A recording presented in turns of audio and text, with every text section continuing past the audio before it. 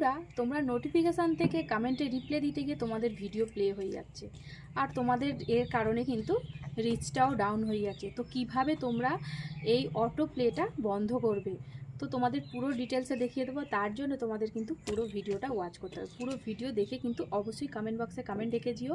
আর ভিডিওটা একদম নতুন বন্ধুদের জন্য, যারা নতুন ফেসবুকে কাজ শুরু করেছো, ভুল করে ফেলছো, এটা জানো না, শুধুমাত্র তাদের জন্য। নতুন বন্ধুরা ভিডিওটা দেখো এবং সবার মাঝে ছড়িয়ে দিও। তোমাদের মতো যারা নতুন কাজ শুরু করেছে তারা যাতে ভুল না কাজ করতে পারে, যাতে না তাদের এই প্রবলেমটা পড়তে হয়, তার জন্য তোমরা তোমাদের টাইমলাইনে অবশ্যই ভিডিওটা শেয়ার করে দিও।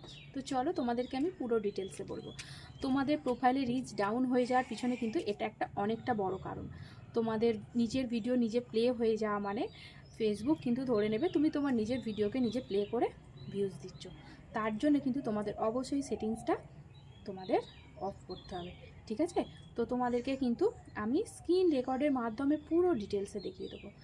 চলো তোমাদের দেখিয়ে দিই স্ক্রিন রেকর্ডের মাধ্যমে, সঙ্গে থাকো। আমি আমার ফোনের হোম পেজে চলে এলাম, এখান থেকে ফেসবুকটা ওপেন করে নিলাম, দেখতে পাচ্ছ। এবার আমি আমার লোগোতে ক্লিক করলাম। লোগোতে ক্লিক করার পর পরবর্তী এরকম একটা পেজ চলে এলো। এখানে দেখতে পাচ্ছ সেটিংসের লোগো, ওখানে ক্লিক করলাম। করার পর এরকম পেজ চলে আসবে। এরপর আমি আস্তে আস্তে স্ক্রল করে ওপরের দিকে তুলবো। তোলার পর দেখো এখানে যে মিডিয়া অপশান এসছে, মিডিয়া অপশান আমি সার্কেল করে দিয়েছি। ওখানে ক্লিক করার পর এই যে never autoplay video, never autoplay video এই যে অপশানটা তোমরা দেখতে পাচ্ছ, আমার আগে থেকে এটা অন করা আছে।